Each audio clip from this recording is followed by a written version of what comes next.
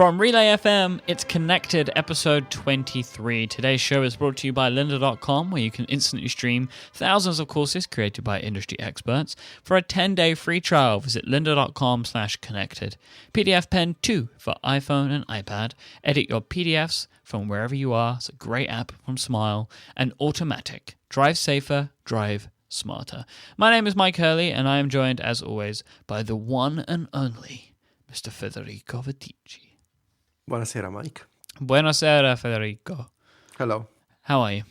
I'm doing good. It feels like it's been days since I talked to you, but actually we talked 4 hours ago. A couple of hours ago, yeah.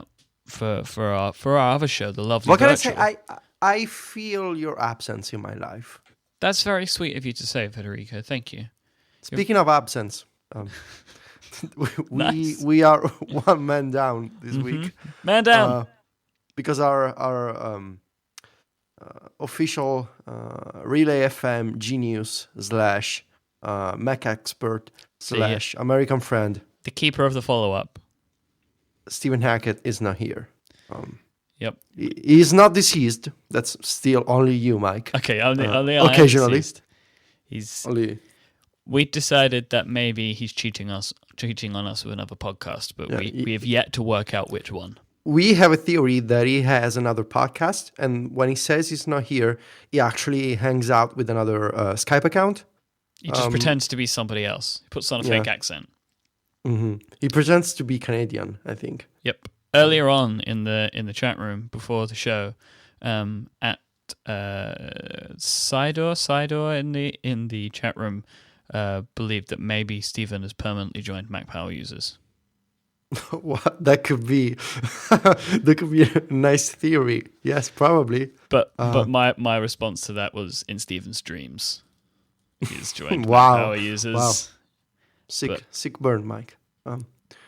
So speaking because Stephen is not here, I feel like it's necessary, Michael, for you to bring us into the follow-up. So I have a couple of issues with this. Okay. With the follow-up, with working our way towards FU. So, Stephen... Thank you. Thank you. Thank you. Stephen put together this follow-up for us. I asked if he would help out, considering he's on another podcast today. Mm-hmm. And he did that. But the problem, since Stephen has kind of become the keeper of the follow-up designator, and he has perpetuated this old browser thing, we now are getting loads and loads of tweets, of show notes in old browsers, and I'm going to get to those shortly. But I don't understand what anything means. All of the words don't mean anything to me. And he's like, for him, they mean everything. But to me, it's like, I don't know what this is about. It's like when you're like a teenager and your parents tell you that they're going on a brief vacation, and they instruct you to maintain the house, and they tell you you gotta water the plants, and you gotta do this and you gotta do that, and you don't understand, and they leave you instructions and you don't follow them. This is how I feel when Stephen leaves us notes in the follow-up. Yeah. He's the adult one, he's the grown-up, and he tells us to do stuff, and we're left with these weird browsers running on virtual machines or whatever. So yeah, we will try our best, Mike. It's just a scary prospect for me, but I'm gonna give it my best shot, Federico. Okay. I think that's all he would have wanted. Yes. Wow. This is a Stephen's will to do a proper follow-up. So I must honor his wishes. The first piece of follow-up is maybe directed at your lovely self. Do you remember we were talking about that app Burstio that took burst photos and turned them into GIFs? It actually saves to the camera roll automatically, which is why you couldn't find. well, in my defense, it actually creates an album. So who creates an album? Come on, I mean, I Instagram too as well. I think it still shows up in the camera roll, but then it also creates an album. I don't know. It's easy to miss, because the app doesn't tell you, and there's no notification or whatever. Exactly. I just didn't know. So there's nothing you could do about it. But the Burstio app Twitter account contacted us to tell us. So thank you, Burstio. But you should make it clearer in your application. That is our feedback upon your feedback. So thank you. we have okay. So you can do this, Mike. I'm scared. Right. So we have our show notes in other browsers section of the follow up. If this was upgrade, it would be called a vertical, but this is an upgrade. So here we are. We have at TR4656. This is Yifan, I believe. Okay, let me just open each link alongside you. I'll be like holding your hand in the follow up. I feel a lot better now. So Yifan, I think he sent us in a few things before. This is connected on Windows Phone 8.1. Okay, I understand this. So this looks really bad considering it's kind of ugly. It looks terrible considering it's a current web browser. I'm really scared about the way this looks, but sorry, Windows Phone. And then Yifan also actually attached a GIF to his tweet, which shows that as soon as you load the live stream, it crashes Windows Phone. It crashes the browser. Crashes Internet Explorer, which is excellent. That happens, but I'm going to be completely honest with you, Federico. I don't intend to do anything to try and fix that problem. I'm sorry, everyone, but I'm not interested in. Well, you're really going to upset those 10 people who use Windows Phone. Yeah, and I apologize to those people, but it works everywhere else. There's kind of. I don't know if I want to spend the money. If you want, if anybody that uses Windows Phone would like to pay for the development time. This is not a proper strategy, Mike. You cannot ask users to pay for bug fixes. Well, I'm just saying, I don't want to fix it because it seems crazy. It is a bit crazy. It could be maybe just that specific device. I don't know. Well, it's not going to even be a problem soon, and we'll talk about that a little later on in the show. We have Ken Matthews, considering all the conversation that we had about BlackBerry last week. He sent in what connected page looks like on a BlackBerry Bold. It's really small. Really small display. I like how the web page title goes into the status bar. There's the title of the episode up there before the icons for Bluetooth and Signal. It's kind of the rest is kind of weird. There's the menu like goes into the icon on the right side. There are some significant layout problems here. Like I don't know what problems here. The logo is only half of the logo.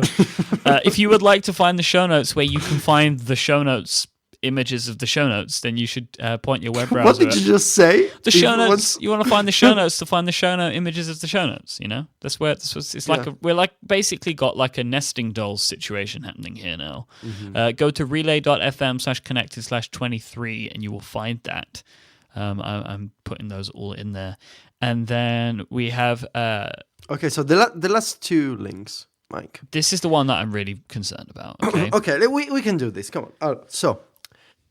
4 screenshots, BOS 5. So BOS, I think, used to be an OS, right? It used to be the OS that Apple was rumored to acquire many years ago, but actually they went with Next Step. I'm getting so many details wrong. Yeah, see, this is why you shouldn't get into these things, you know. No, I'm pretty sure I once read an article on Ars Technica about the fact that basically back in the 90s, you know, that's when Stephen was a teenager.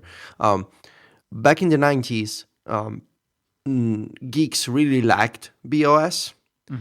And I'm fairly certain of the fact that Jean-Louis Gasset, the guy who writes Monday Note, he went from Apple to BOS. And because geeks really liked BOS, Apple was rumored to be considering an acquisition, but it never happened. And so like 2 years ago, I read this article about people who still use BOS because they like the interface, they like the icons and whatever, but it never happened. QNX Neutrino.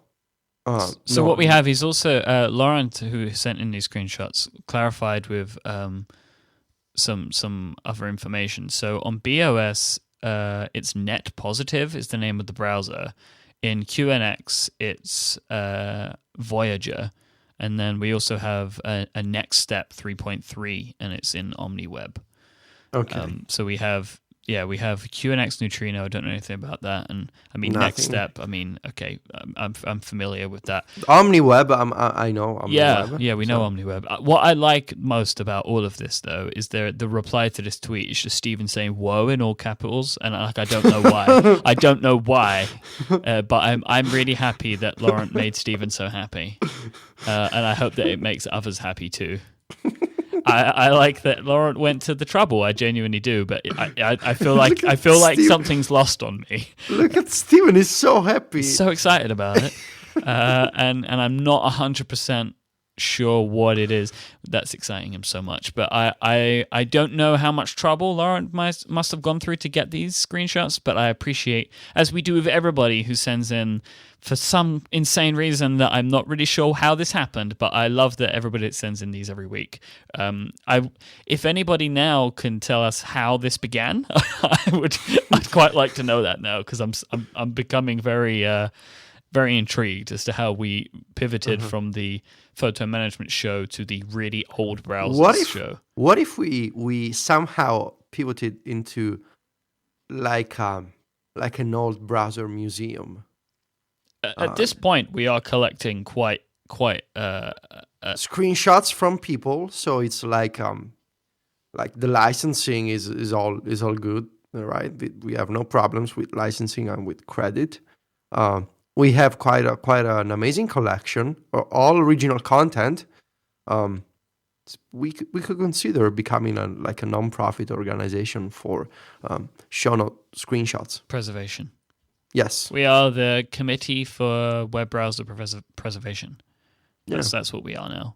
Yeah. Steven is gonna be like the spiritual advisor.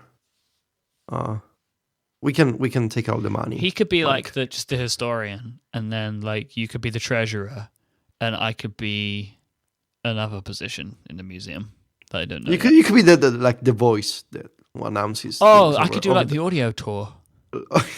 On the speaker. Now we find QNX. If you take a look over to the right, you will find OmniWeb, Next Step 3.3.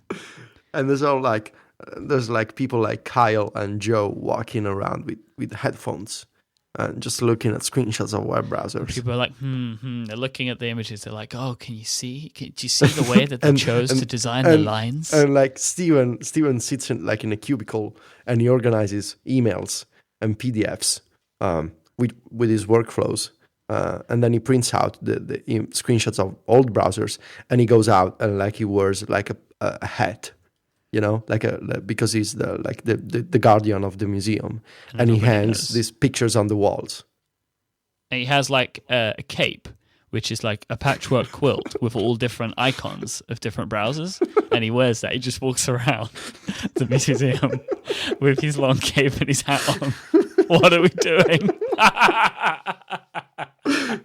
He's never going to miss another show. Next time, if Steven can't do an episode, he'll just be like, we have to move it. He's never going to let us do this again. Wow. Right, we're only halfway through the follow-up. The only way we can ground ourselves now is by talking about one of our fine sponsors for this week's episode. Our friends over at lynda.com are back to support Connected once again. You know lynda.com. They are the guys that help you learn awesome stuff. Lynda.com is used by millions of people around the world and has over 3,000 courses on topics like web development, photography, visual design, and business.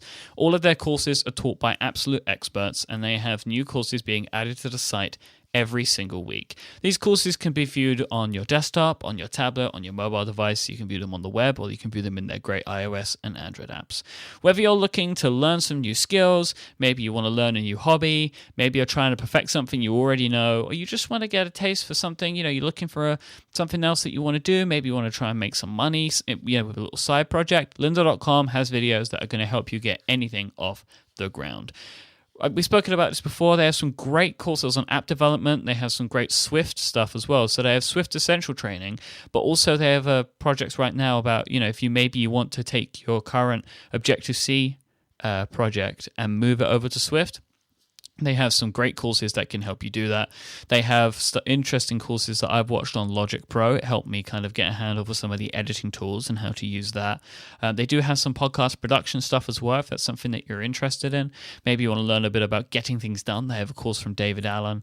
Do you remember the great documentary Helvetica, Federico? Yes. That's yes, on course. lynda.com as well. So oh, wow. that documentary is part of like a trilogy of documentaries, and they are all on lynda.com. Do something good for yourself this year and sign up for a free 10-day trial to lynda.com by visiting lynda.com/connected. If you sign up, not only will you learn some new awesome stuff, it will also help support this show. Thank you so much to lynda.com for supporting Connected and all of Relay FM. So, do you remember a few weeks ago I was talking about that phone that I went to see called the Yota phone? Yeah, the one with the e-ink display. Yeah, in the back. This is just a piece of follow-up. Like TechCrunch reviewed it this week, and they reviewed it quite well. So I just wanted to put it in there because it has a lot more information. It has some demos and stuff. So if people were interested. And they basically came to a similar sort of conclusion that I did. Like, it's really interesting. And it's not just a gimmick. Like, there's some real kind of practical applications for the e-ink screen and why it would exist. You know, not just like for reading stuff, but also for incredible battery saving power. But it's expensive. It's really expensive to get your hands on one. It's like $850. What? Because you have to import it, and I think it's only sold in Europe right now. So it's so when you convert it, it's kind of a crazy price, and they're only doing them SIM free. So just an interesting thing. And one last piece of follow-up today. I am so excited and so happy that we've launched a brand new show on Relay FM called Rocket. Rocket is a show that's covering technology, it's covering pop culture stuff like movies and games and books and stuff like that. And we have a trio of fantastic hosts for the show. We have Brianna Wu, Christina Warren, and Simone de Rochefort. They're three awesome women who have really great, powerful voices. And the sort of conversation that's happening on Rocket, you're not going to hear anywhere else because they come from a totally different place. You know, they have totally different opinions. I just love it. Episode 1 was talking about like 3D printed cars. It spoke about Ant-Man. And there's also a great story about how Christina Warren effectively ruined Brianna Wu's life a few years ago. I won't say any more than that. Oh, wow. It's a great open. It's a fantastic show. We're going to have another new episode this week. You should go check it out if you haven't already at relay.fm/rocket and subscribe because it's well worth your time. Topic 0 today. Okay. Federico. We're still doing the 0, 0.5, 1, 1.5. We basically turned the show notes into Facebook's numbering version. Yep. Today we have topic 0, we have topic 0.5, we have topic 0.5.1, then topic 1 and topic 2. Okay, we can do this, Mike. So could you tell me? There's a Lauren Brichter interview that was published on. How would you object.io. I think it was this week or last week. Could you tell me the interesting things and why people should go and read this article? It's a really... So Lauren is the guy who made Tweety2. He went to work for Twitter, and then he made Letterpress, and now he's basically been kind of absent from the iOS Mac development scene for the past year. He's a pioneer, right, of many interactions on mobile devices, and the interview is really great because, like Lauren talks about the fact that he's kind of become, I wouldn't say unhappy with the state of the App Store and innovation in mobile apps, but just a little bit maybe disillusioned. Is that a word? Yeah, disillusioned. Like he doesn't believe that innovation will happen on the App Store in the future. He thinks that software has become something that's much bigger than iPhone apps or iPad apps. It's a different take. It's probably not what I was expecting from Lauren. He says that he's been working on some software and, kind of under the hood stuff that we won't see anytime soon, some low-level technologies. I'm pretty sure that knowing the guy, it's probably something graphics related because he loves to do this kind of like for letterpress, for instance. He built the entire game from a graphics engine. So he's been doing some low level work. We don't know about what, but I guess that the main theme of the interview is becoming like moving away from the App Store. It's an unusual opinion, I think. I didn't quite like how he decided to end the interview and saying that everything that he made in the past stinks, he says. Because while I understand the feeling that you look back at your previous work and like the stuff that you made 2 or 3 or 4 or 5 years ago, and you say, "Oh my God, this stuff like sucks." I understand the feeling, but not entirely, because I mean it's pretty objective that Lauren made great work in the past. So I think he's selling himself too short, because the features, the design choices that Lauren had, they're being used today by millions of people, like pull to refresh. Even Apple is using pull to refresh.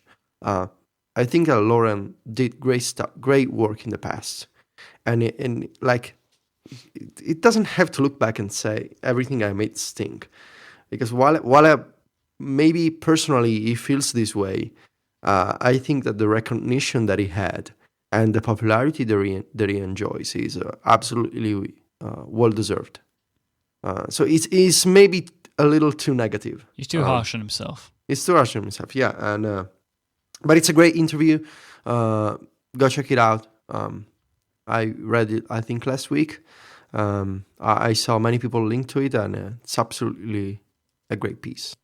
So topic 0.5, Mike. Yes. Do you want to tell me what's up with Evernote? Yeah, I kind of just want to mention this to kind of set the stage for the next thing that I wanted to ask you. Evernote this week have announced that they're kind of cutting support for a bunch of their lesser used products. Like they have a couple of standalone apps called Peak and Hello, which haven't really seemed to do anything for them. And they're also dropping support for the BlackBerry 7-inch Playbook. So the thought of this might be that, I don't know, that they may be starting to trim the fat a little bit, maybe trying to focus a little bit more, which could be a good thing. I know that we've had some issues with Evernote in the past. So, well, it feels like the right thing to do, and to focus on the main product. Yeah. So basically, this took me to, you mentioned you in our Slack chat the other day that you were doing this. So it's kind of like I was thinking about web services and kind of like scaling back. And I remember that you said that you had kind of done a bit of a spring clean of the web services that you pay for. So would you be able to tell us what you've cut out for 2015 and why you've done that? Yeah. Basically, my main problem is that because of my job, I tend to try a lot of stuff, even after I've settled on a service or an app, because I always want to see, like how apps or services are changing. Because sometimes innovation happens in small doses, and maybe you see a feature here and another feature there, and suddenly that feature is being used by everyone. So I like to be ahead of the curve in a way. So that means I need to try a lot of things. And it's an investment for me, so I don't complain, but I reach a point where I'm probably signed up for like a dozen services, and I only use half of those. So unless I want to waste money, which I don't want to, I need to cancel those subscriptions. And it's never personal.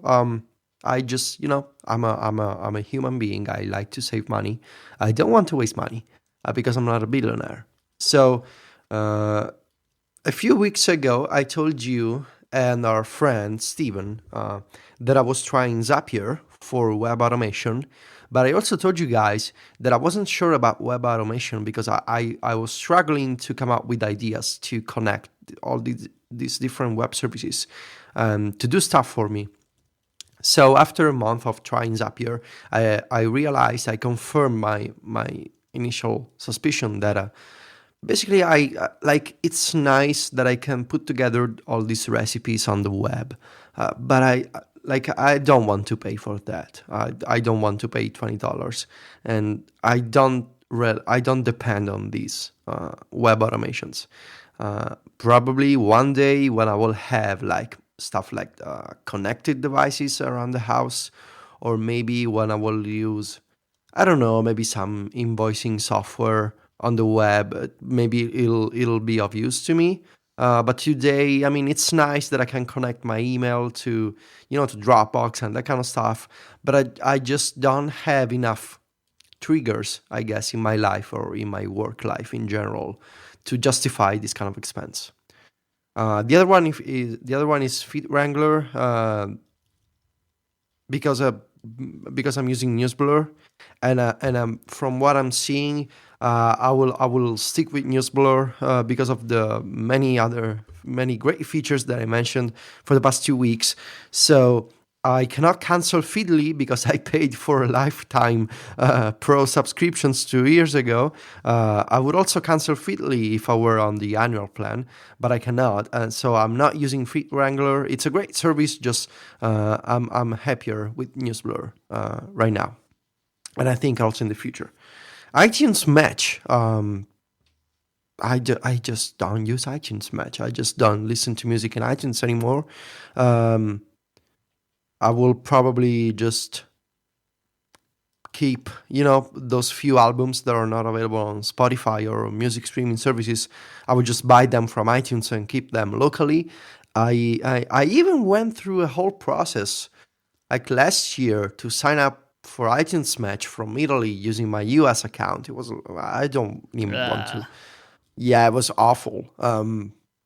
So yeah, I don't use iTunes Match.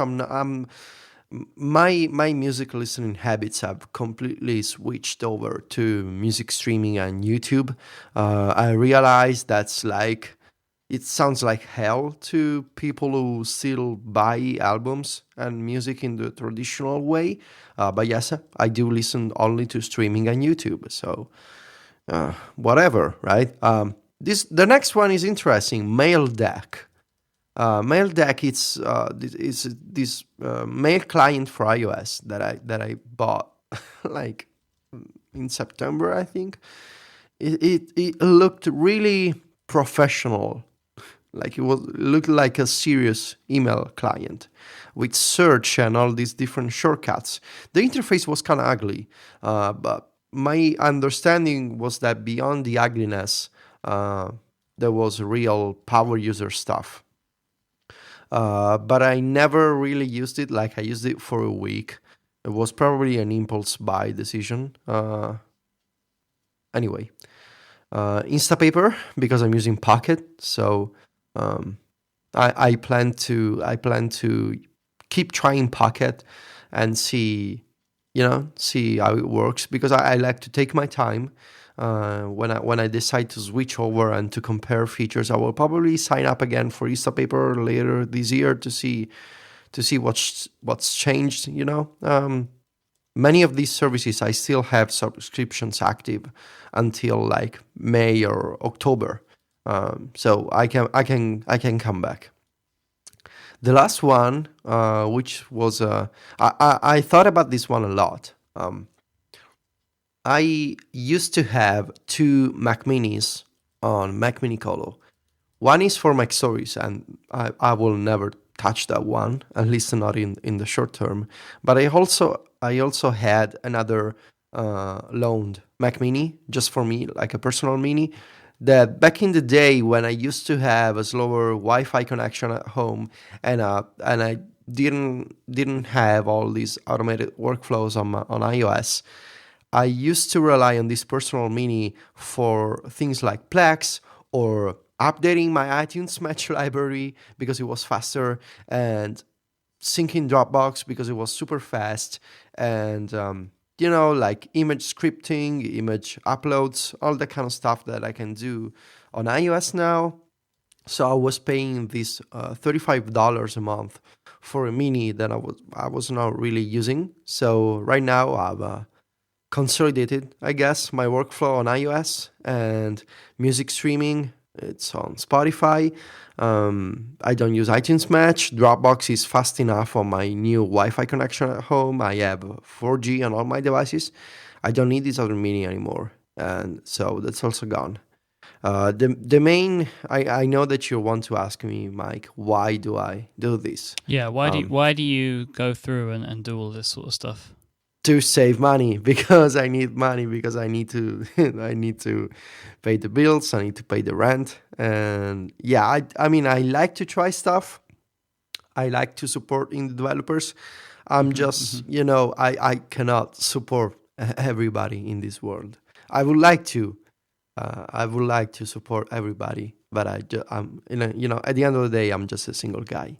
Yeah. So when I try stuff and I make a decision, I cannot afford to pay everyone, because No, otherwise, you can't. There's no way you can do that because, yeah, you don't magic money. Like you are at the end of the day, like you are just a guy who makes money with his job. Like it just doesn't make a difference where you come from. But you kind of just have to make cautious and smart decisions like anybody does, I guess.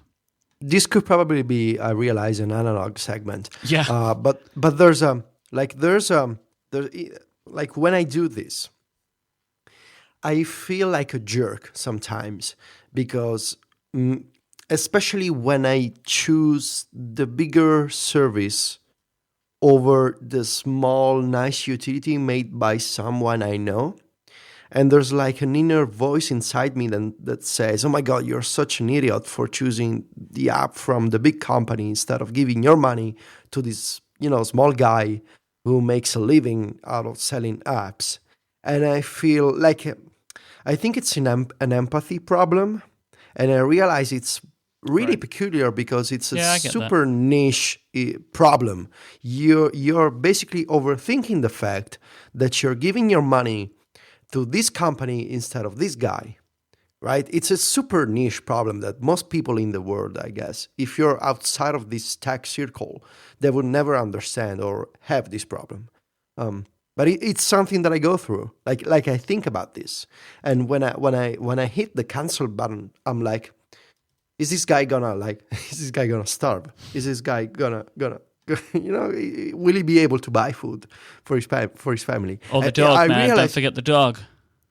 And the dog. Oh my God, the dog. I know it's super. It's like people will make fun of me. I just think about these things, because I feel bad. Feeling bad is something that I do often for all kinds of things, and subscriptions are one of those. Right, so I want to talk, Federico, about the Microsoft event that happened today. I didn't expect that we would be, but there was actually a ton of relatively, and in some instances, very interesting things that came out of that. So we should definitely talk about that. But before we do, I want to welcome a new sponsor to Connected, and that's our friends over at Automatic.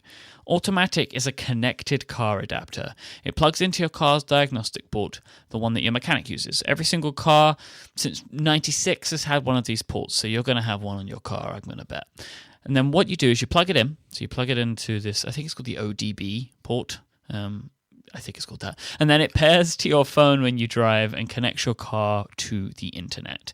Now, connecting your car to the internet sounds lovely, but what does that mean? What does it do? Well, you use the Automatic app. So Automatic has a free companion app in the App Store. And it shows you things like, say your check engine light comes on.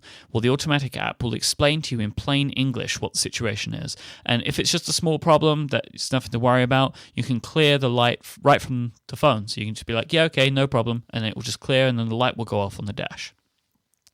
It will take a log of all of your trips and keep your parking location. So you'll never lose your car again when you're looking for a multi-story car park.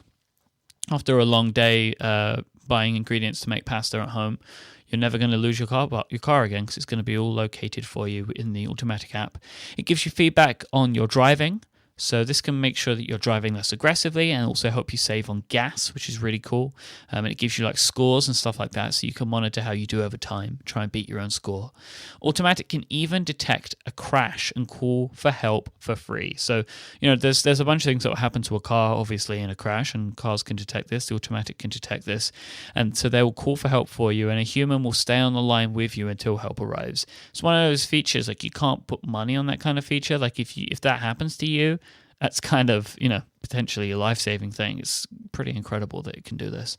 Automatic can even integrate with your Nest thermostat, so it can heat your home just in time for your arrival, and it can connect to countless other services like Google Docs, Twitter, Evernote, as well as other connected home devices like the Philips Hue lights. Automatic really helps bridge the gap between your car and the tech and services you use every day. You can order an Automatic right now for just $99.95. There are no subscription fees and no other hidden charges, but we have a really special deal for you. If you go to automatic.com/connected, you can get 20% off of an Automatic, bringing the total cost down to just $80. All in $80.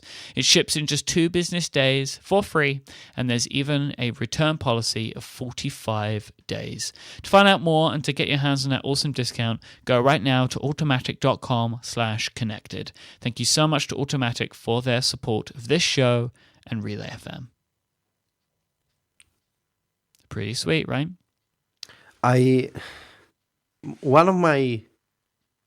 I'm sad because I cannot use the Automatic in Italy. And I know that there's people who bought an Automatic and they hacked around a way to make it work. I really want to try this because it feels like, again, cost savings, monitoring how you drive and your route and GPS stuff. It's right up my alley for things that I want to try. I'm waiting for support for European cars, so hopefully in the future. I know that there's also people in Italy who found a way to use a Nest, the thermostat. And I'm too scared to buy a Nest and mess around with the cables here because I have a thermostat, it's ugly and it sucks and the user experience is terrible. I'm not good with this sort of electrical stuff. I should probably invite Dr. Drang over at my house and connect these things for me. You can hire someone to just connect it for you, though, right? No, I don't want people in my house. I'm kind of weird like that. Unless I know the plumber or you need whoever is coming to fix my stuff. I don't want to just pick up the phone and call someone on the yellow pages, Yeah. Feels gross. Maybe you need to find a friend. I always have friends for that reason. I have a friend who basically repainted my walls. I have my dad who fixed a lot of things here. I have a plumber I know. I realize this is probably bad for the economy. I just don't want people in my house. Well, I don't know if it's bad for the economy. I might be stretching it a little too far because you won't let an electrician in to install a Nest. I wouldn't worry about that too much. So today, as we record, which is the 21st of January 2014, Microsoft had an event today, and the main part of the event is their kind of evolution of Windows. So this is Windows 10 we're going to be talking about today. So I watched 75% of the presentation, caught up on the rest via the Verge and their live blog. I kind of caught up and then watched the video, and I picked out a few things here, Federico, that I want us to talk about a little bit. Some of the more interesting things. Let me just say that I watched 0% of the presentation because I was at the Apple Store, but I read 100% of the blog posts on The Verge about it. Then you've probably got the majority of it. You probably had a better experience because this was very, very, very long.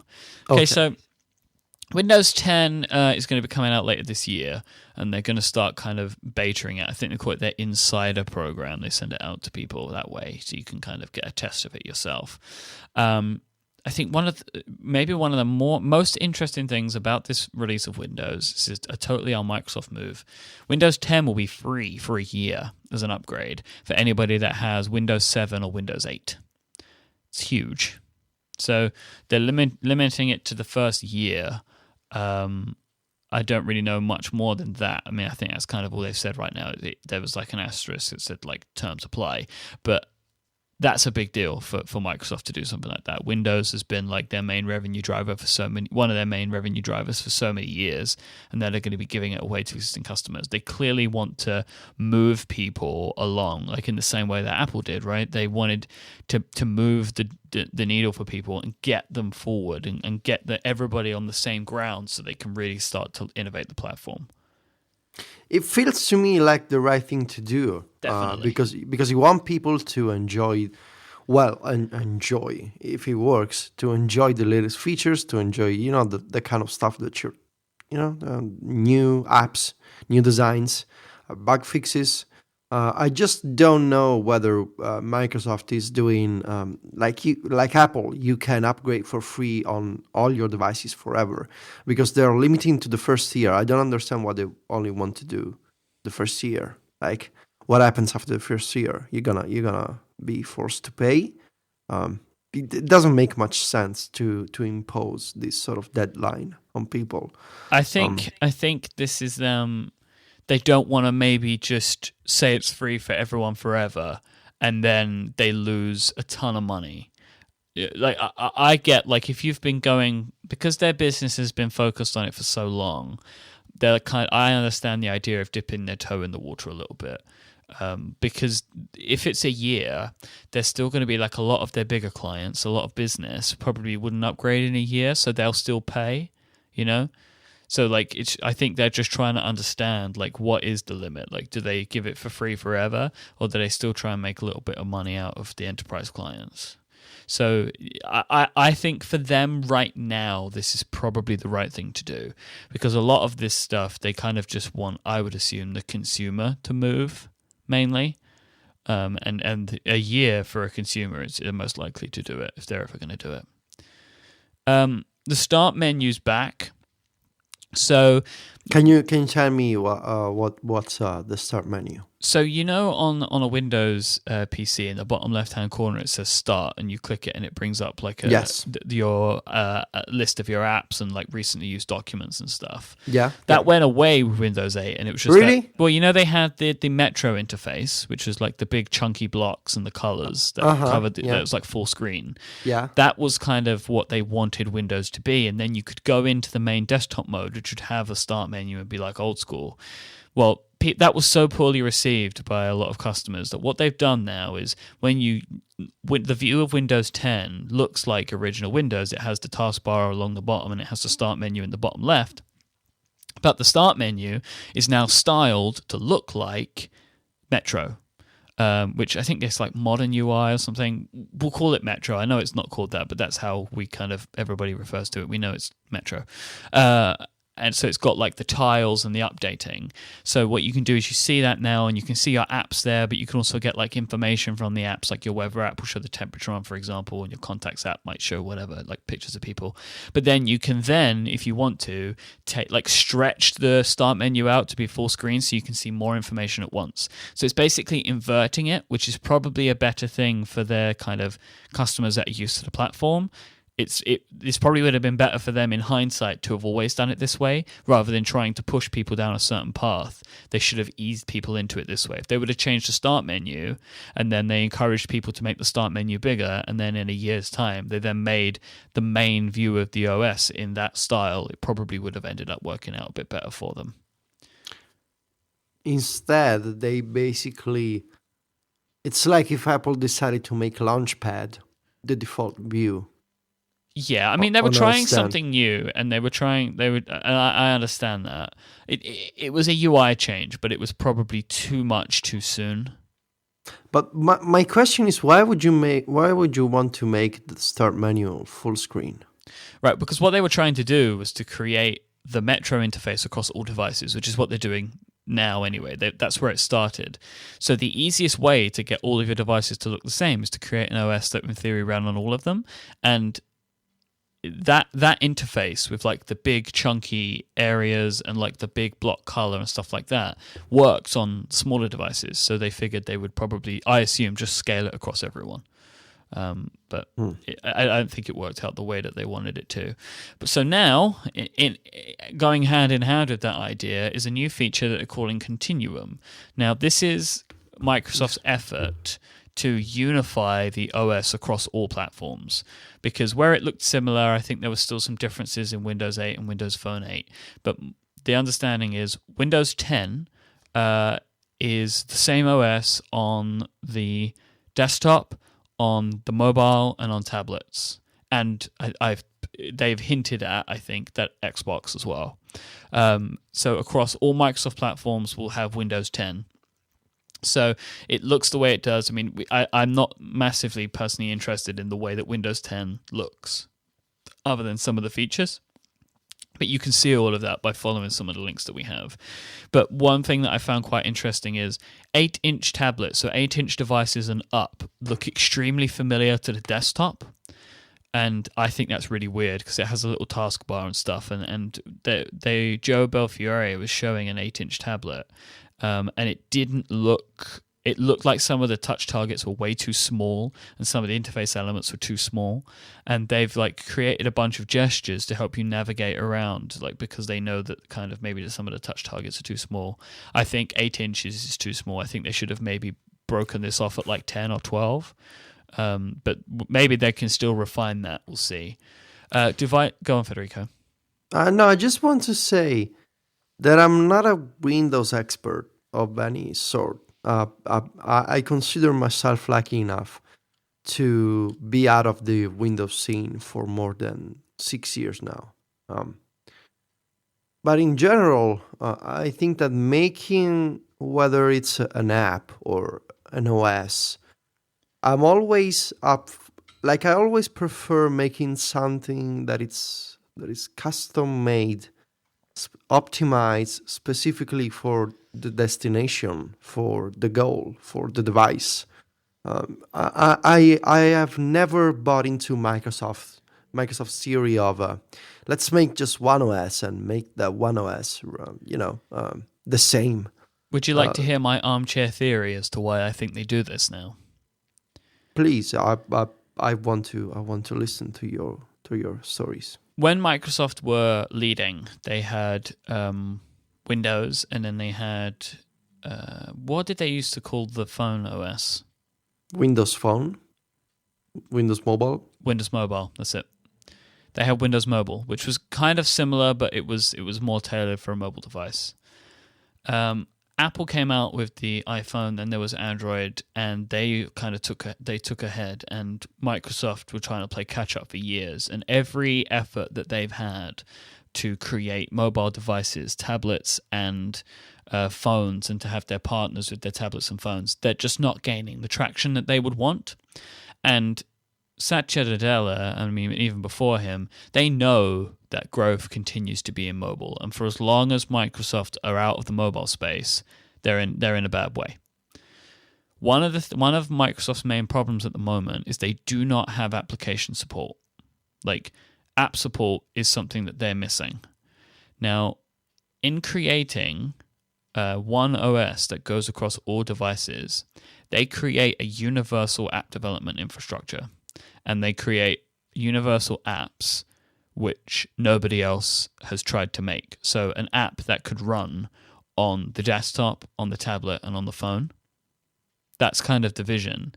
So if they can do that, they increase the amount of developer support automatically for the phone and tablet. I think that's the idea. I think that's why they do it. Because developers can then attract 3 different platforms with one app. That's why I think they're doing it. I could be completely wrong, and I'm sure somebody can tell me if I am, and I'm sure we'll find out if we are. But that's when I look at this, I'm like, why would you do it? That makes sense as a reason to do it to me, because they're struggling to gain traction. I think it makes sense, but it also sounds like the easy way out.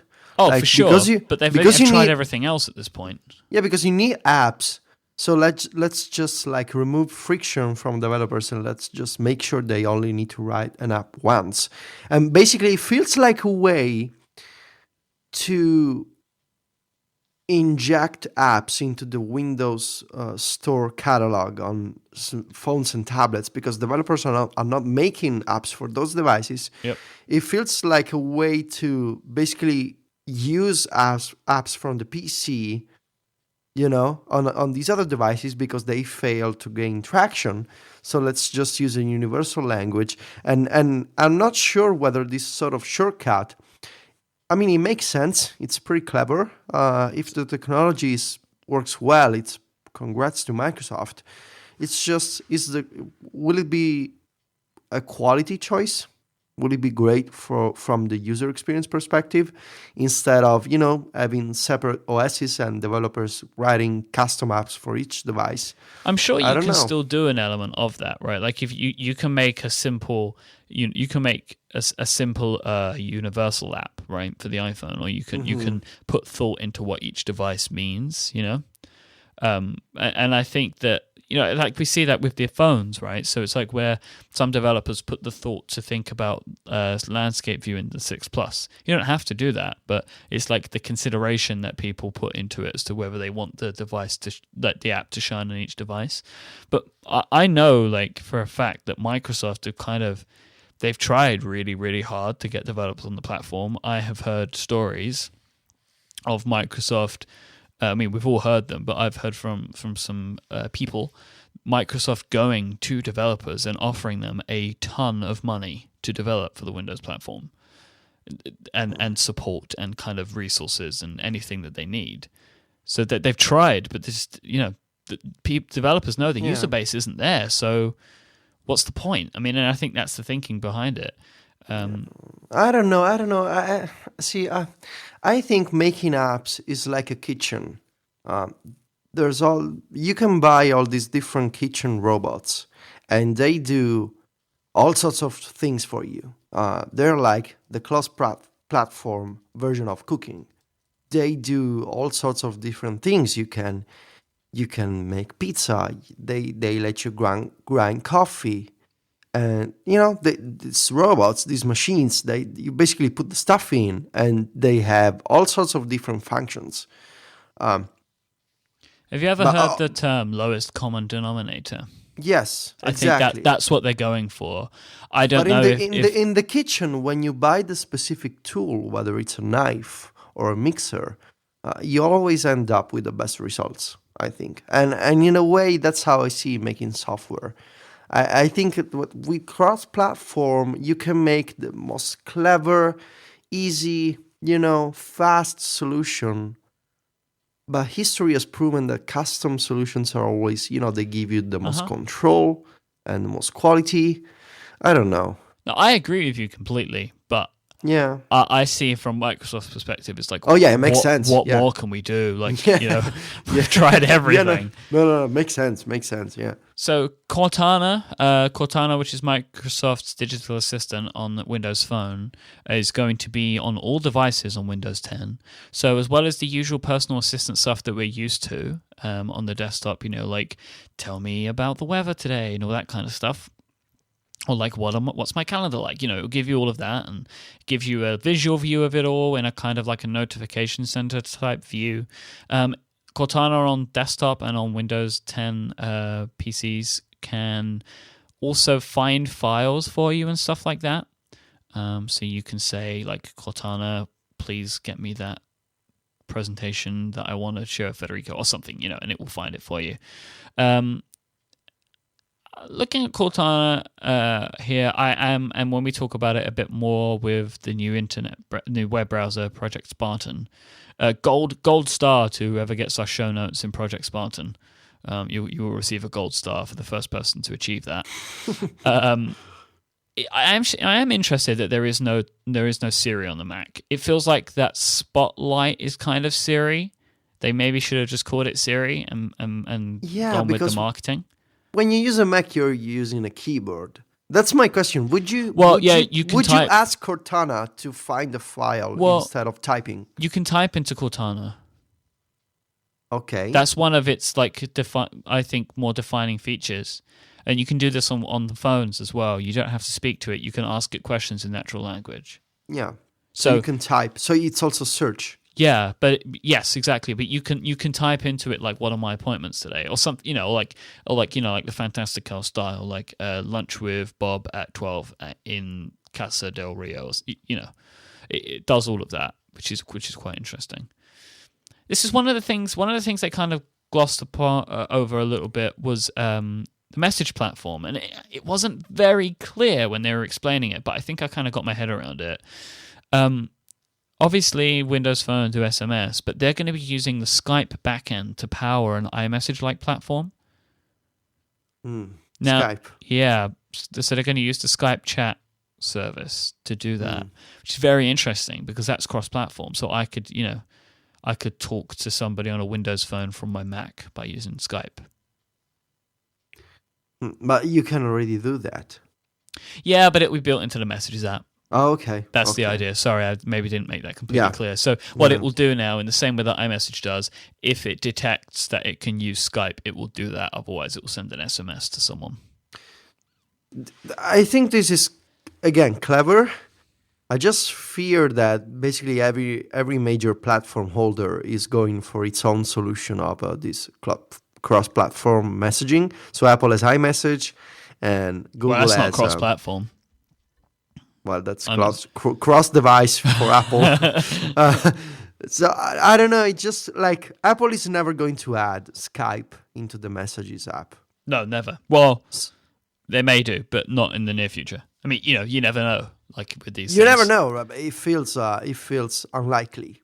Yep. I just think that at the end of the day, SMS was a pretty awesome cross-platform service. It just, too bad that it's a paid one. Because it works for everybody, but it only supports text. Like, ideally, how awesome would it be if iMessage or whatever, another service, was really cross-platform and into the main Messages app for everybody? Oh, yeah. That would be fantastic. But it's never going to exist because it's meant to be a competitive advantage, isn't it?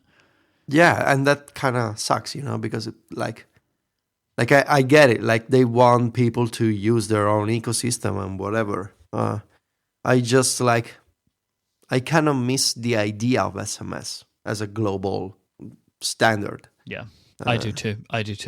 Definitely. There's a new browser. It hasn't got a name yet. It has a code name, Project Spartan.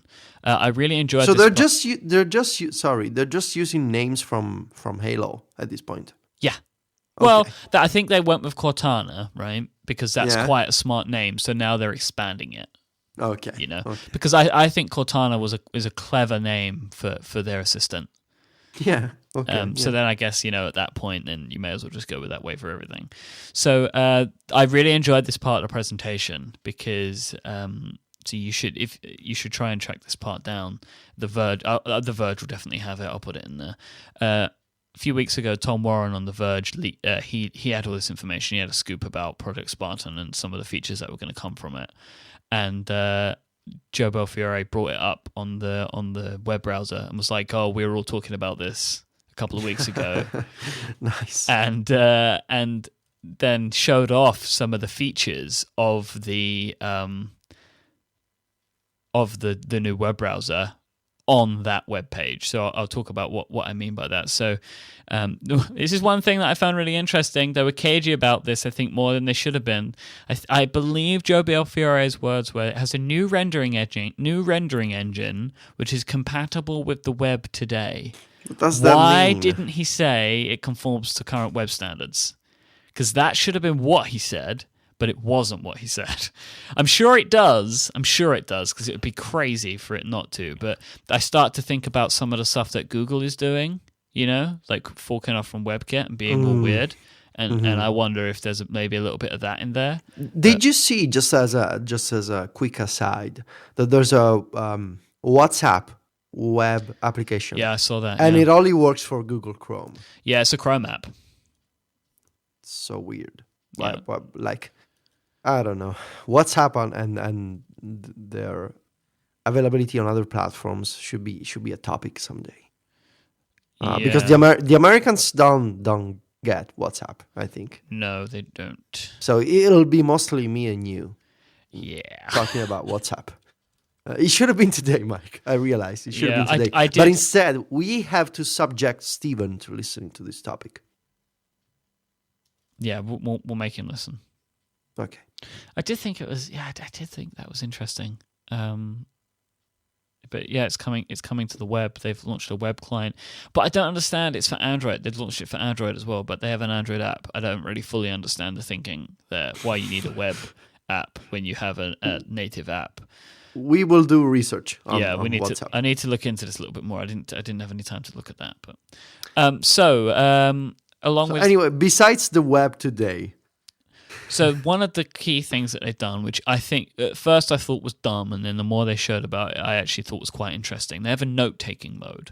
So this is what they're doing. Like, so he grabs his stylus and he like does some rings around the headline, and he's writing notes on it and stuff like that.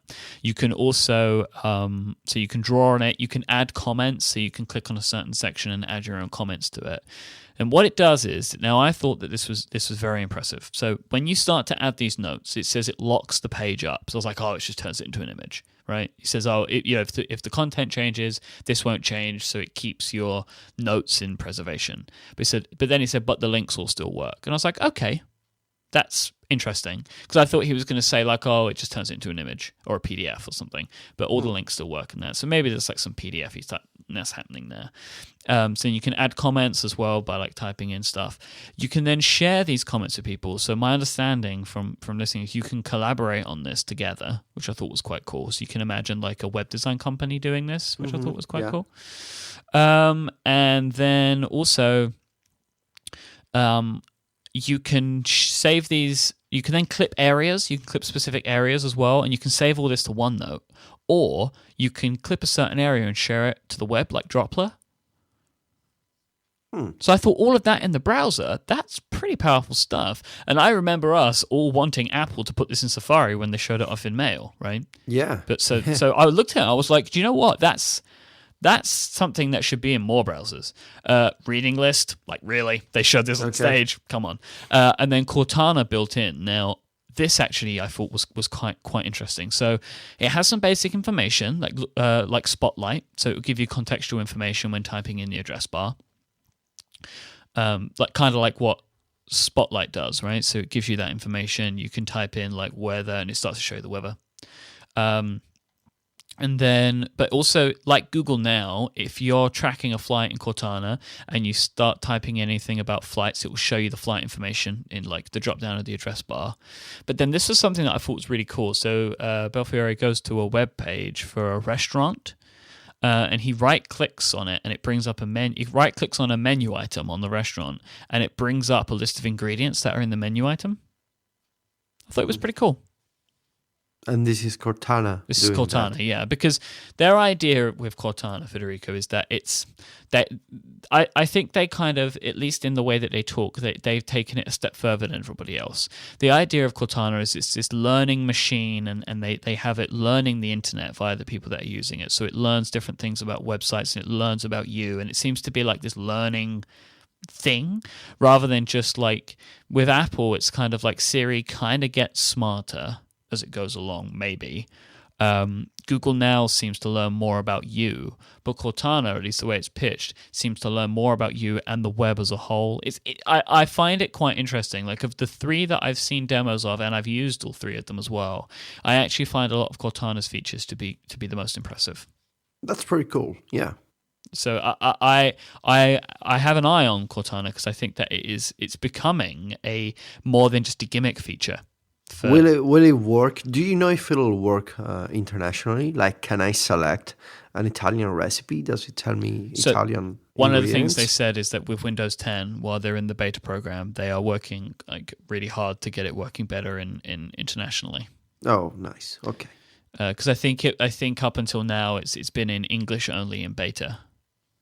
So I think if they're going to put it into Windows, like proper Windows, like full Windows, it has to work internationally. I think they recognize that.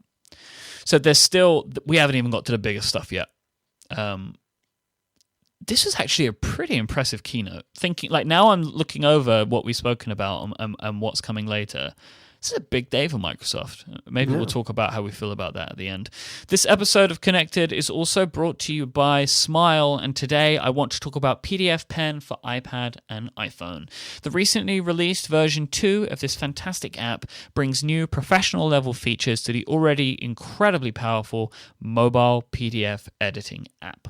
These new features that you'll find in this version include a brand new editing bar that provides easy access to all your favorite tools, super smart palm and wrist protection for when you're writing and highlighting, the ability to apply password encryption to your super secret PDF documents, and the ability to view and navigate through annotations in the sidebar. PDF Pen 2 for iPad and iPhone also includes automatic page numbering, including Bates numbering, which is something that I had to look up, but apparently it's really useful in legal or medical fields as a way to place identifying information onto documents, which I guess is pretty important, and support for iCloud Drive and AirDrop to easily store and share your PDFs between devices.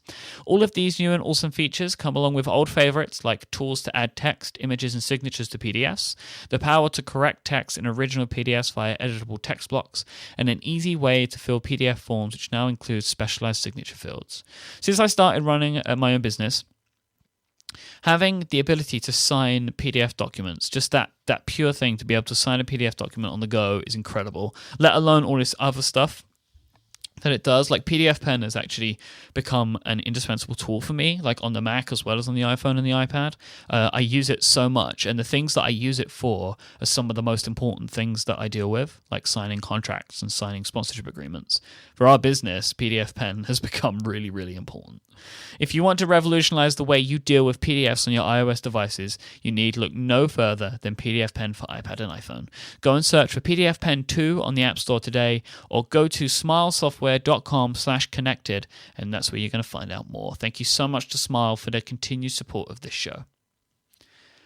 Okay, Federico, let's talk about some video games. So, okay, tell me all about it. Windows 10 is getting an Xbox app. And what can you do with it? So let's start off with the smaller parts. There is going to be cross-platform chat, both text and video, that you'll be able to have with your friends via the new Xbox app on Windows 10. So maybe, you can be at work and say, guys, I'll be home at 10 and we can do that raid. You can do that if you want to. Maybe that's something, Federico, that the kids these days will get up to. There's also the game DVR functionality. They're bringing that to PC. So what that is, on the Xbox One, it records your last 30 seconds at all times. So you can share that with people. So like say you do something crazy in a video game, you can bring up the share options and you can like share with your friends or share on social media like the last 30 seconds of play, or you can choose to start recording at any point and it will just record and you can share that with people. So they call it game DVR. It's actually becoming quite an interesting thing in the gaming community to see people sharing videos and photos of what's happening in their games. It's actually taken off more than I think many people expected it would. So can I ask you, yeah. So you can do this for PC games? Yes. Or for Xbox games? Let me speak about the rest, and then you'll know where I'm going with that. So this is the next part. I am confused. The next two parts, okay? So you can do the game DVR stuff for your PC games for sure, but you can also do it for these next two things as well.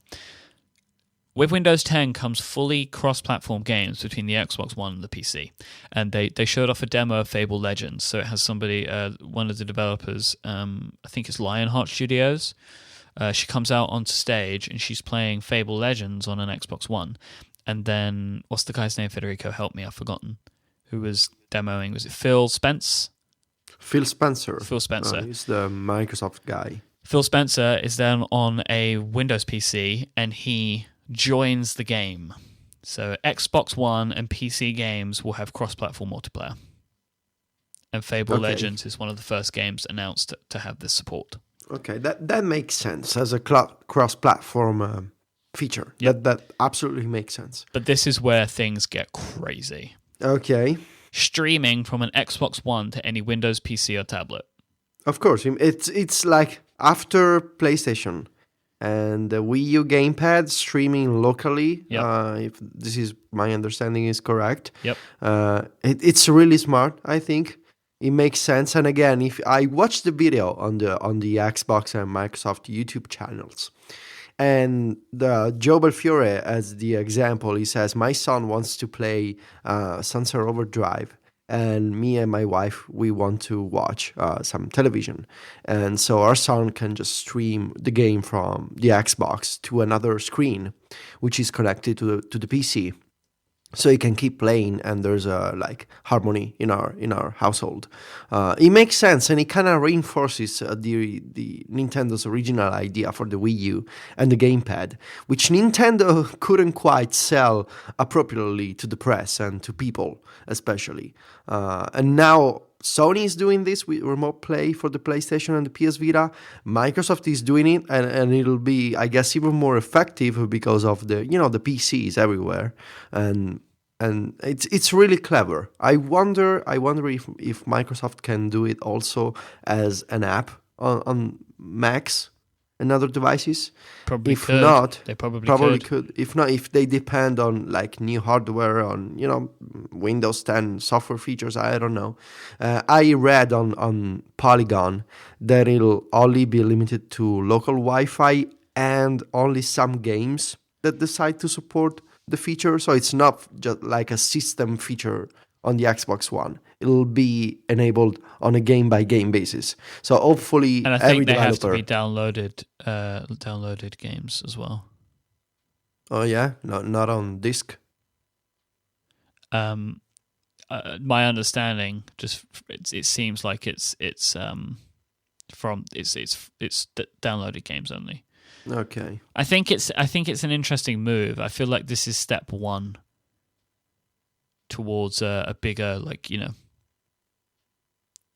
a bigger play. Like eventually, it could be over the internet as well, and then also, it could be all games, right? I think this feels to me like something you start off somewhere, but the idea of being able to connect an Xbox One controller to your tablet and play games, we know how great that is from the from the Wii U gamepad, and having flexibility of device to do that with, I think is really, really compelling. I think this is a very, very interesting feature. I'm looking forward to there's this great column at Eurogamer called what's it called? Game Foundry. They basically compared the technical specifications of games across platforms, and they did an amazing test for the remote play on the PS4 and the PS Vita. They compared streaming and frame rates, and it is the one section on Eurogamer that I trust when it comes to technical analysis of video games. Looking forward to seeing this kind of Xbox One streaming to PC. When is it coming out? Do they have a beta coming for this stuff? For what? For everything? For streaming specifically for the Xbox One and PC. My understanding is a lot of these things are being kind of rolled out. Okay. Over time.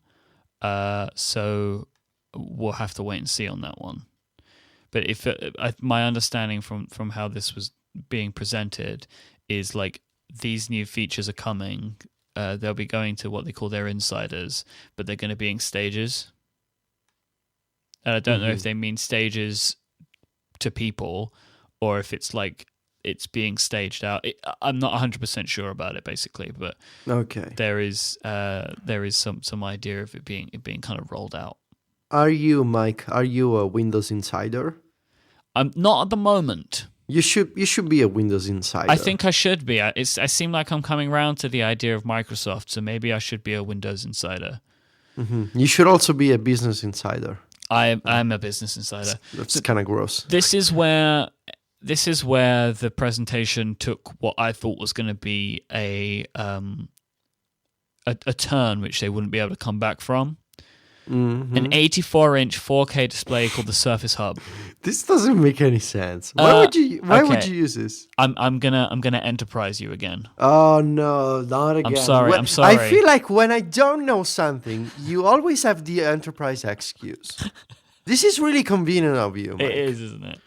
It's like, why do Apple reject these apps? Federica, let me tell you about the Enterprise. Yeah, that's basically what you're doing every week now. Let me explain what the Surface Hub is to you. Tell me. It's effectively a huge monitor, 84 inches, which has got Windows. It's got a computer inside of it, and it runs Windows 10. It's meant for brainstorming and meetings. I wanted to throw up everywhere during this part of the presentation. So the presenters show a bunch of things, like it has a whiteboard function. It has like multi-touch, so they show people like manipulating 3D models, so they're moving them around in space, and then they're like snapping different apps. So they have the 3D model, and then they have like the whiteboard OneNote app, so she can take a picture and move it over to the other side and draw on it and stuff. And it uses Skype for business to call people in, because apparently it takes I think it said 12 minutes to set up every meeting, which like on average. Do these people shower after they take these meetings? I hope they do.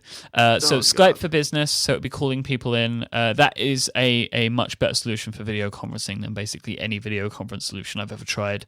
So it's intended to save time in meetings. So effectively, Federica, what this is meant to do is this is meant to replace whiteboards, the computers that people bring to meetings, and also video conference software.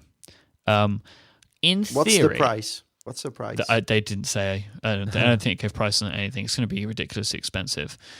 In theory, this is an interesting device in the workplace, but I think that this is a stupid thing that Microsoft is doing in making this device themselves.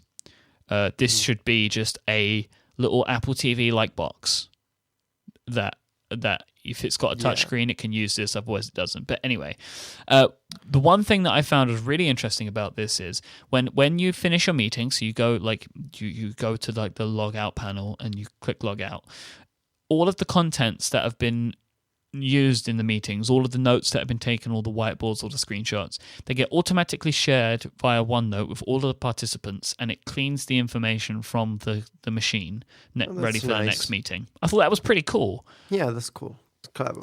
It's so businessy, very much so businessy. Yes, but it's a thing. Did you see the image that I pulled from the video? There's going to be 2 images that are in our show notes. Some apps will show them for you in preview. If they don't, then what you want to do is go to our show notes page at relay.fm/connected/23. The first one will be of a total dude with his Surface Hub. The guy with the Surface Hub, the player, he looks a bit like Captain Holt from Brooklyn Nine-Nine. He does, yeah.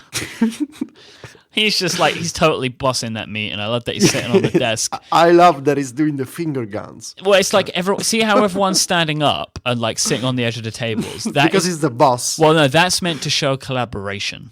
Oh, yeah, totally. You know, everyone's so engaged in this meeting that they are collaborating so hard they can't even sit in their chairs anymore.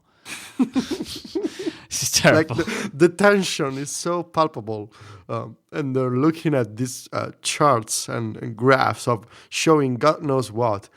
Profit margin analysis says on the screen. So this is they're doing profit margin analysis. They're really analyzing engaged. their profit margins. That's a really, really awesome meeting. Did you get my my meeting invite for the Relay FM profit margin analysis, by the way? Yeah, and I'm looking forward to the system clearing out our data when we're done. Yeah, because that's the way that the system works. Because we've got our hands on a Surface Hub here. I'm really excited about that. we literally have our hands, all our hands on the Surface Hub. Literally everyone can put their hands on the Surface Hub. We can even invite people like Matt Alexander and Frank Towers to put their hands on the Surface Hub. Well, we can bring them in over Skype for business if we need to. Mm-hmm. Now, the next image that you will have seen by now is of the biggest surprise and probably the thing that's got the most news coming out of today, which is total left field curveball. Nobody could have ever predicted that this was going to happen. We have something called Windows Holographic. Now, when the guy, I can't remember his name, but he worked on Kinect. I think his name's Alex. Alex, Zickman. Oh yeah, I just I read the article on Wired, and Vickman probably. Yeah, we'll go with that. We'll go with. We'll go with that for now. So he comes out and he's kind of crazy looking, and he's talking kind of crazy, basically. Kipman. And he's basically, they show this demo video, which is very Tony Stark, right? It's like, oh, so we need to do the work here, and we just pinch it and we rotate it around in 3D space, and there's a hologram, and oh, you want to increase the size of the fuel tank on this physical motorbike in the real world? Pinch and drag, and it's all very like, come on guys, like, what are you doing? Mm-hmm. They have a device that they're calling the HoloLens. Now, this is like a visor kind of thing. It's untethered holographic computer is what they're calling it. It has see-through HD lenses. It has a microphone in it for voice commands, and they've developed something called the HPU, which is the holographic processing unit. Then they show a demo on stage, and this is where it kind of changed. So before this point, everything is these pre-rendered videos, and it's like, what are you doing? Like, they're showing Minecraft in the real, like in your living room, everything's made out of Minecraft, and you throw a little TNT thing at the wall and it explodes, and you look out onto the world of Minecraft, and it's like, come on guys, like just stop this. But then they show this demo on stage, and what they did was they had this special camera that came out, which has also been fitted with the technology so that it could do a proper demo, which is great because this is something Google Glass could never do. They never found a way to demo it, like, so you could see what you'd see. And it was impressive looking. So the video that they show on stage, they have like one of the Microsoft executives turned into a little hologram, and the lady who's demoing it is walking around him, and you can it's like a hologram.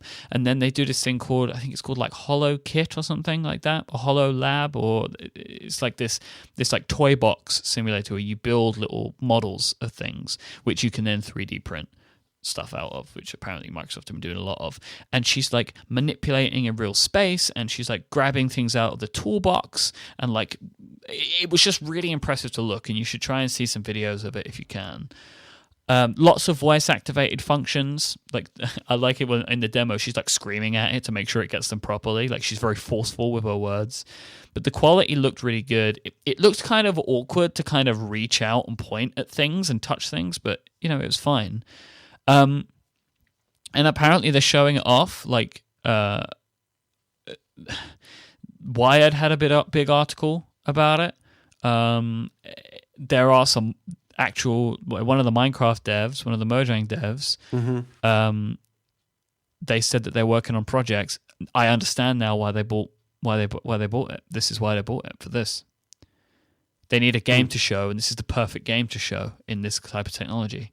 Like, I now genuinely believe this is why Microsoft bought Mojang. I am so excited about this kind of stuff, this kind of crazy, because it didn't tech. Look like it could be real when they're showing the video, but then when they show the demo, it's like, obviously this is early on, but even early on, this demo, if this is actually happening, you've created something really special. Yeah, but I have some questions. Of course, I think everybody does.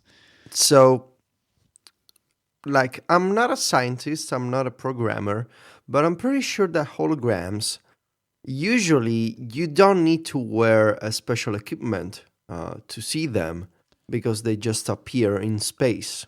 I also tweeted an article about this company called Zebra Imaging, and they create these super expensive computers to show you holograms in the real world, and you don't need to wear special goggles or... Right, so the thing is, like, in theory, these look like holograms, but technically, this is augmented reality. Exactly. So it's projected on your face. So my question is, do they look like holograms? Like, do they look like objects that you see on real surfaces? Yes. Or do they look like you have stuff in front of your eyes? The demo that they showed, where they did it on screen and they had the special camera, they looked like physical 3D objects. Okay. It was very impressive looking. Mm-hmm. So when I look at my desk, I You'll see see my stuff. desk in 3D, Yeah. and I also see stuff on my desk that it's not actually there. Have you ever played around with the augmented reality cards on the 3DS? Yeah, that's exactly what I was about to say. Looks like that.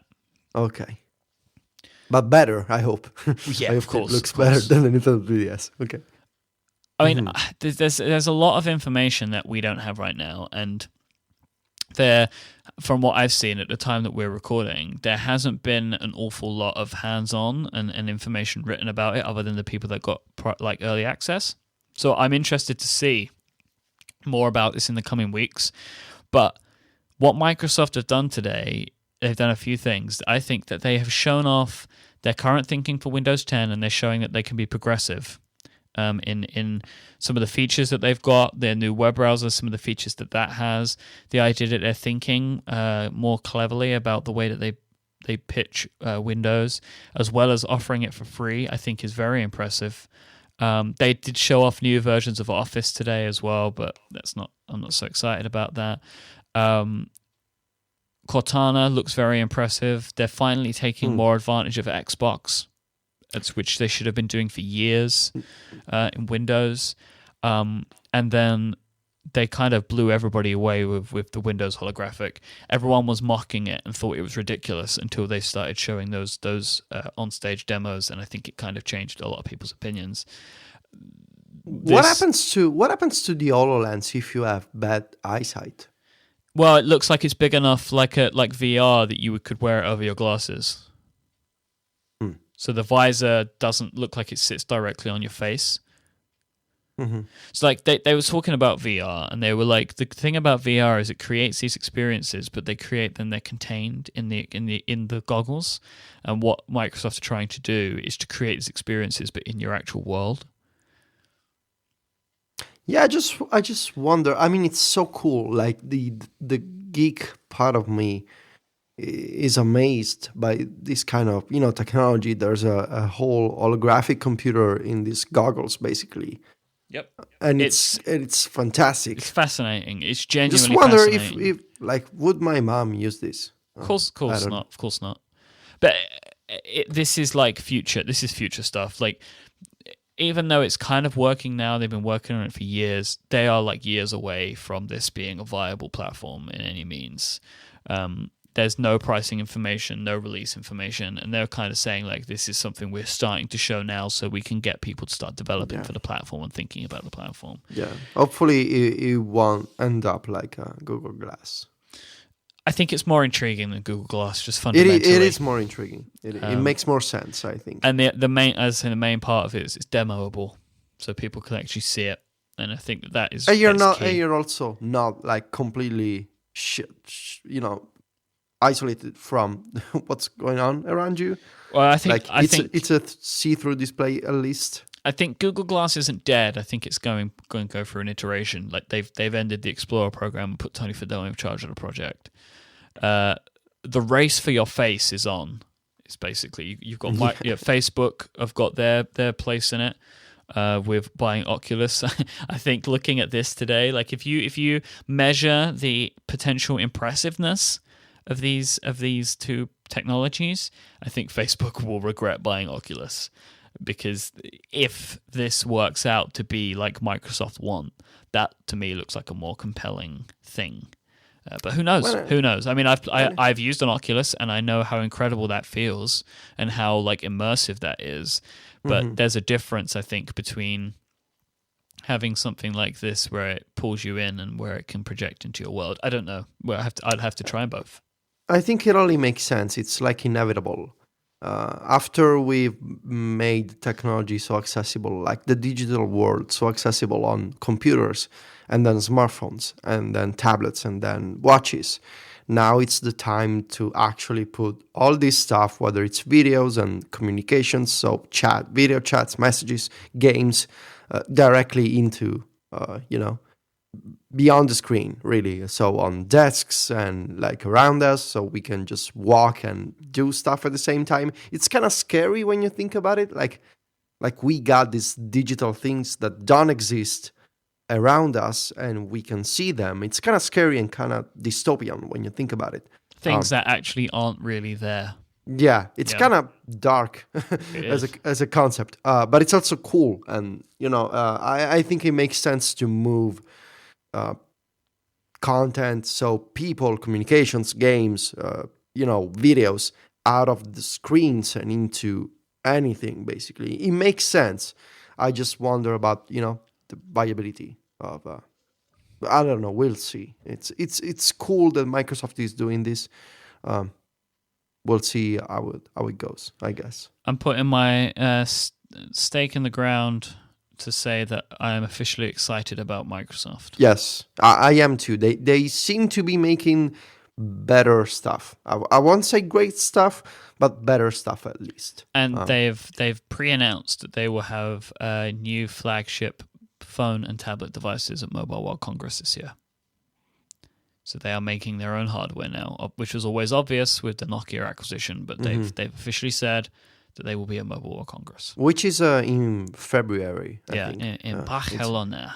Barcelona. And then they have I think build in I think April. it's Barcelona, not Barcelona. It's Yeah, I know. Barcelona. Yes, it's Barcelona's fine. Our fake Spanish accents, it's terrible, Mike. Yes, it's horrendous. But yeah, then they said build in April. Oh, okay. So there you go. So that about wraps it up for this week's episode of Connected. Federico, thank you for joining me. I think we've had a really good, really good show, even though we lost a co-host to like another podcast or something. I think that we've done a really good job to show him why we're the best. Hopefully. If you want to find the show notes for this week's episode, go to relay.fm/connected/23. If you would like to find us online, Mr. Federico Fetici writes at macstories.net. He is at Fetici on Twitter, VITICCI. I am at iMyke, IMYKE. And you can find our betraying co-host at ISMH on Twitter.